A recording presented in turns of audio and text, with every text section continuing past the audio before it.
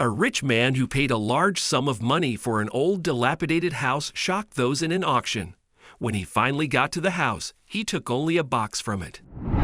Before we continue, please take some time to subscribe to Quick Stories, like and share this video with your friends. It might brighten their day and inspire them to do good. Also keep watching because an important lesson awaits at the end of the video. Eugene was sitting at an auction for foreclosed and abandoned properties, waiting for a particular piece of land to be auctioned. He was waiting on a piece of land with a dilapidated old house in it. When the time for that particular piece of land to be auctioned came, the woman beside him offered $20,000. He raised the stakes unreasonably high for such an old property without hesitation, $300,000. There was silence in the whole room, and no one tried to outbid him. When the auction finished, the lady beside him, who introduced herself as Sarah, couldn't help but ask, "Why did you raise the stakes so much? I wouldn't have even bought it for $50,000. There is something inside that house that I would give millions for. I tried entering the property many times, but it was locked. They said I could only enter if I had the title to the land," Eugene explained. The next day, when he sorted out the paperwork for the house, he drove to the property. Sarah was curious about what he would take from inside, so she sat in her car across the street. As the gatekeeper gave Eugene authority to enter, he opened the house and searched it. Someone had told him that the previous owner left the house as is till she died, so he was confident that he would find what he was looking for. Finally, after searching the different rooms, he came across a dusty black box in the living room. He opened it and couldn't help but cry. He clutched the box close to his chest and left the property with tears in his eyes. When he got inside his car, he took a deep breath before opening the box again. There he took out an old picture that from afar Sarah thought was a piece of paper. Seeing that, she walked towards him and abruptly opened the door of his car. "Did you just buy this house for $300,000 to get a piece of paper?" she asked, surprised. "This is the only photo of my daughter that I had the chance of retrieving. I have never seen her in my life. My ex-wife had her while I was in the Army 37 years ago and went into hiding," he started to explain. "While I was in the Army, she sent me divorce papers.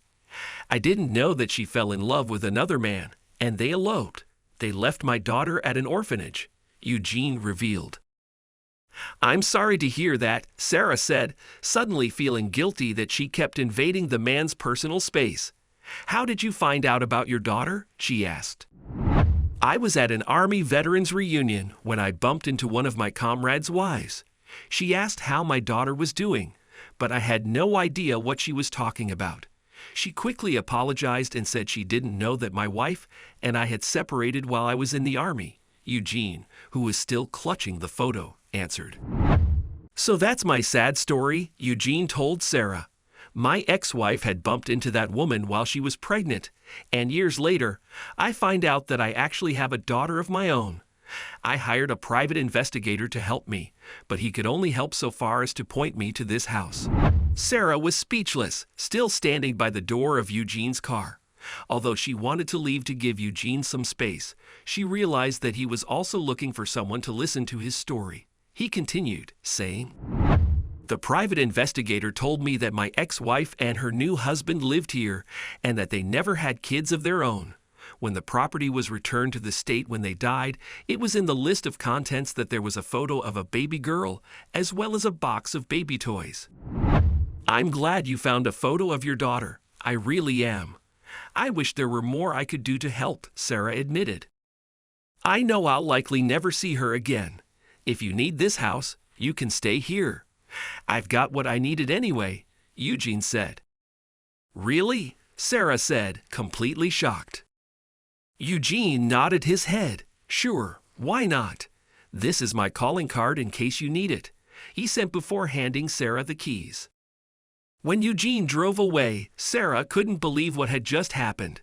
She went inside the property to look inside, taking mental notes about what needed repairs. Days later, when she started on the repairs, she noticed a wobbly plank of wood on the floor. She decided to lift it with some tools and discovered a box filled with dusty documents. When she realized what the documents were about, she quickly gave Eugene a call. "You need to come here. Quick," she told him once he answered the phone. Curious, Eugene drove to the property, 15 minutes away from his house. Sarah was already waiting outside with a box in her arms when he got there. "What is it?" he asked her. "I found documents that have the full information of the family that adopted your daughter. Here it is.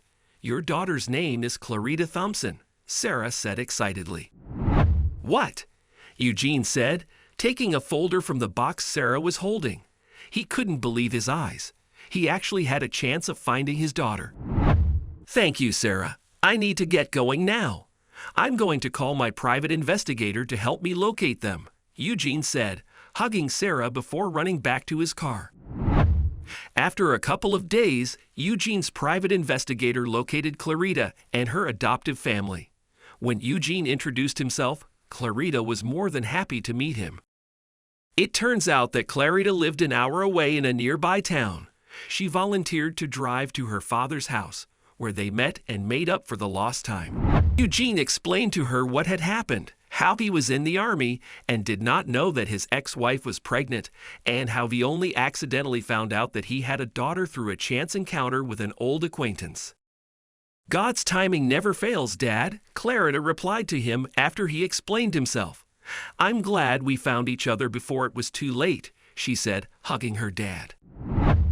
After realizing that her father was getting old and lived alone, she decided to take him in. She assured him that this was a decision that her husband and 2 teenage kids were aware of and were happy about. In the end, Eugene accepted this offer and even built a bigger house for Clarita and her family. They spent the rest of Eugene's days happily, enjoying meals, game nights, and movie nights together in the home he built for them. Meanwhile, Eugene thanked Sarah for connecting him to his daughter by transferring the title of the house he purchased into her name. He told her that he would be moving to another city to be with Clarita and his grandchildren, so he wanted Sarah to have the property.